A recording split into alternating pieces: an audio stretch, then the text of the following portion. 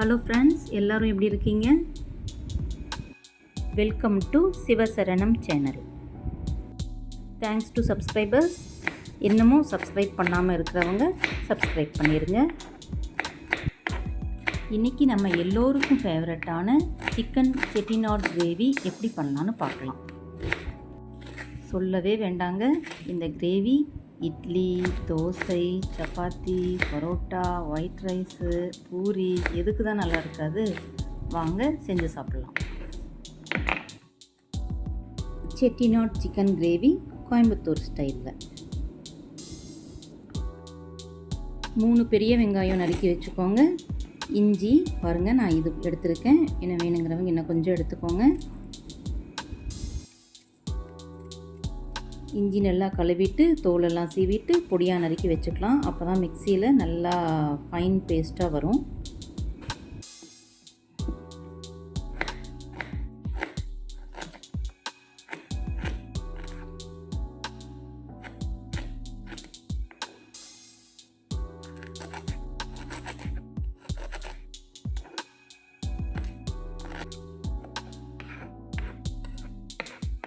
Cut பண்ணி எடுத்து தட்டத்தில் வச்சிடலாம். வெங்காயம் கட் பண்ணியாச்சு, இஞ்சி பூண்டு நறுக்கி எடுத்து வச்சாச்சு, சீரகம், மிளகு, சோம்பு எடுத்து வச்சுருக்கேன், காஞ்ச மிளகா 5 எடுத்து வச்சுக்கோங்க. வதக்க போகிறோம் இதெல்லாம். முந்திரி பருப்பு ஒரு 10 முந்திரி பருப்பு.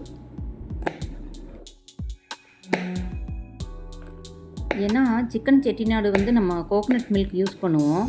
ஆனால் ஃபுல்லாக தேங்காய் பாலே ஊற்றிட்டா கொஞ்சம் எக்ஸ்ட்ரா டோஸாக இருக்கும். கொஞ்சம் இந்த மாதிரி முந்திரி பருப்பு வறுத்து வெங்காயம் வதக்கிறோம் இல்லையா, அப்படியே கூட வதக்கிட்டோம்னா நல்ல க்ரீமி கன்சிஸ்டன்சியாக இருக்கும். அந்த தேங்காய் பாலோட டேஸ்ட்டை இது இன்னும் என்ஹான்ஸ் பண்ணும். பாருங்கள் ஃப்ரெண்ட்ஸ், எல்லாமே ரெடியாக இருக்குது. நெக்ஸ்ட்டு தேங்காய் கொஞ்சம் ஒரு புது தேங்காவை எடுத்து உடைச்சிட்டா நல்லாயிருக்கும். நான் பாருங்கள், ஒரு தேங்காய் வாங்கியிருக்கேன். எவ்வளோ பெருசாக இருக்குது பாருங்கள். பாருங்கள் எவ்வளோ பெருசாக இருக்குது தேங்காய்னு. நாங்கள் இருக்கிற பக்கம் தேங்காய் கொஞ்சம் பெருசாக தான் இருக்குது. நான் மோஸ்ட்லி சின்ன தேங்காய் இங்கே வாங்கினதே இல்லை. நான் மலேசியாவில் இருக்கேன்.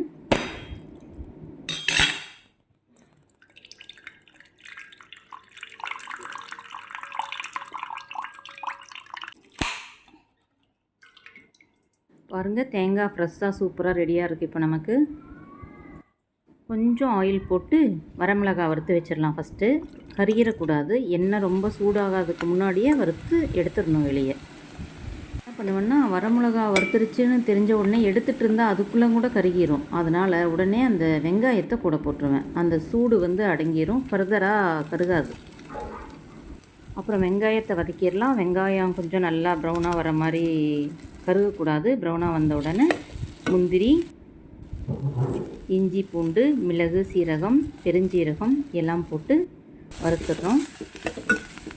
தேங்காய் போட்டு அதையும் வறுத்துடலாம். துருவன தேங்காய் போட்டாலும் நல்லது தான். அப்புறம் மல்லித்தூள் ஆட் பண்ணிக்கலாம். நான் 2 டீஸ்பூன் போட்டிருக்கேன். அதுக்கப்புறம் கொஞ்சம் கரம் மசாலா ஆட் பண்ணிக்கலாம். சிக்கன் மசாலா, கொஞ்சம் கசகசா.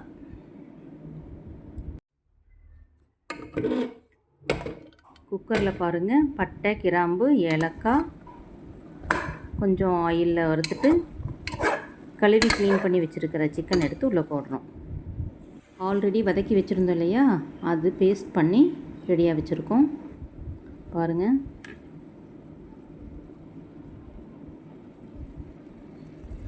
சிக்கனில் ஆட் பண்ணிடலாம்.